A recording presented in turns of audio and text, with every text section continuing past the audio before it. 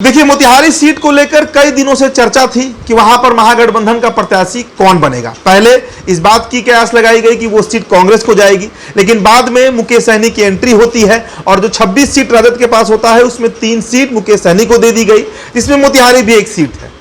गोपालगंज और झंझारपुर भी गया मुकेश सहनी को, लेकिन उन दोनों सीटों पर प्रत्याशियों के नाम जल्दी डिक्लेयर किए गए। मोतिहारी को लेकर पेच फंसा था, क्या कारण है, क्यों मोतिहारी में कल शाम जाकर देर शाम राजेश कुशवाहा का नाम सामने किया गया। राजेश कुशवाहा को सिंबल दिया गया पार्टी की तरफ से कि मोतिहारी से राजेश कुशवाहा ही चुनाव लड़ेंगे। देखिए, 7th फेज में मोतिहारी में वोटिंग है, सबसे अंतिम में वोटिंग है, यह भी एक कारण हो सकता है, लेकिन एक कारण बड़ा समझ में नहीं आता है क्योंकि 7वें फेज में ही बक्सर का चुनाव है और बक्सर के मिथिलेश तिवारी भाजपा के कैंडिडेट है, उनका नाम कब का खुल गया, पिछले महीने 23 तारीख को बता दिया गया।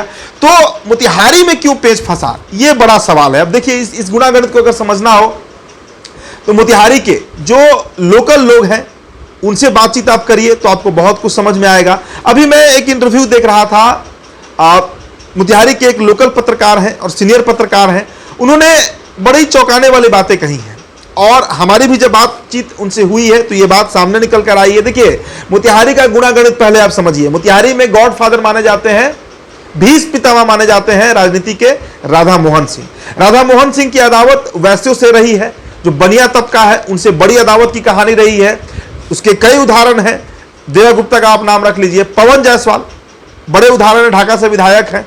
इस तरह के कई उदाहरण आपको मिलेंगे। रामा देवी भी एक उदाहरण है।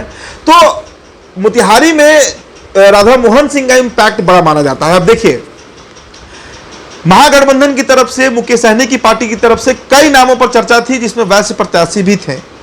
वैश्य प्रत्याशी पवन जायसवाल का नाम ही चल रहा था। इसके अलावा भाजपा के विधायक है, लेकिन उनका नाम चल रहा था कि वो वीआईपी के सिंबल पर चुनाव लड़ सकते हैं। रामा देवी की बेटी रंजना का तो लगभग कंफर्म कर दिया गया था, मोतिहारी में चर्चा हो गया था, वहां के पार्टी दफ्तर में भी चर्चा हो गया था कि रामा देवी की जो बेटी है रंजना वही चुनाव लड़ेंगी। इसके अलावा देवा गुप्ता का नाम भी खूब चल रहा था। देवा गुप्ता युवा है और उनकी पत्नी प्रीति गुप्ता जो है वो मेयर है, चुनाव जीती है। बावजूद इसके किसी को टिकट नहीं मिला। भूमिहारों में भी कई नामों पर चर्चा थी, आकाश सिंह का ही नाम चल रहा था कि उन्हें सिंबल दिया जा सकता है, लेकिन एक कुशवाहा को टिकट दिया गया।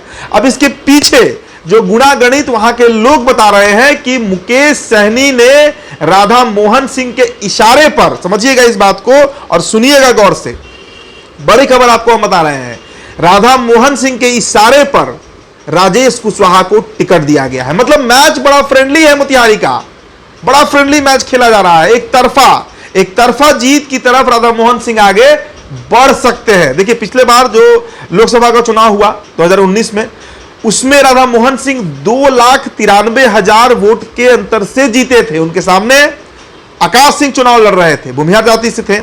और इस बार जब राकेश कुशवाहा को टिकट दिया गया तो अब यह मानकर चला जा रहा है, मोतिहारी में खुलेआम इस बात की चर्चा है कि 3.5 लाख से 4 लाख के मार्जिन से राधा मोहन सिंह इस बार चुनाव जीत सकते हैं।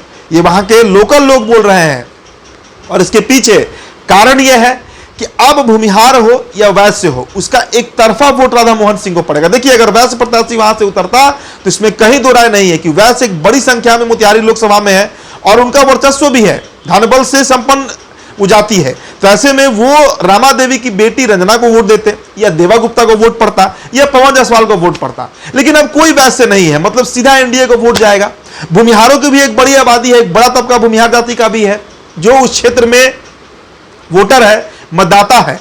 उनके बारे में भी चर्चा था कि अगर भूमिहार वहां से लड़ेगा तो भी एक फाइट हो सकता था, लेकिन कुशवाहा को टिकट देना क्या मतलब निकाला जाए इसका स्पष्ट तौर से यह बात साफ हो रहा है कि मुकेश सहनी ने राधा मोहन सिंह के इशारे पर एक ऐसा कैंडिडेट दे दिया जो मोतिहारी हारने के लिए लड़ रहा है, एक डमी कैंडिडेट है। और यह बात मेरी नहीं, आप मोतिहारी जाइए, मोतिहारी में लोगों से बात करिए, आपको खुले तौर से चर्चा वहां के चाय की टपरी पर हो रहा है। हमारी कम से कम दर्जनों भर लोगों से मोतिहारी में बात हुई है और सब यही कह रहे हैं कि एक बेहद कमजोर प्रत्याशी को मुकेश सहनी ने टिकट दिया है। तो ऐसे में राधा मोहन सिंह, देखिए राधा मोहन सिंह को इस बार टिकट कटने का भी चर्चा था कि राधा मोहन सिंह का टिकट कट सकता है, लेकिन मंच पर वो रो दिए, कह दिए कि अगर हमारा टिकट कट भी जाए तो जो प्रत्याशी होगा हम उसका मदद करेंगे। और शायद जो केंद्रीय नेतृत्व है बीजेपी का, उसको दया आ गया हो राधा मोहन सिंह पर, जो भी कारण हो, राधा मोहन सिंह चुनाव मैदान में उतर गए, लड़ रहे हैं।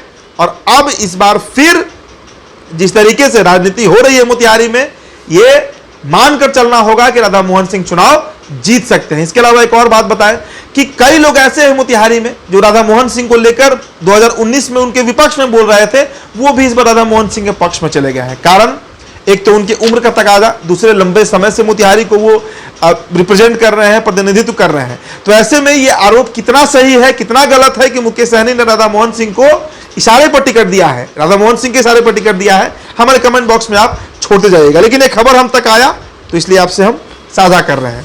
मेरा नाम उदित तारण है, द बिहार टॉप वीडियो आप देख रहे हैं। बहुत बहुत शुक्रिया।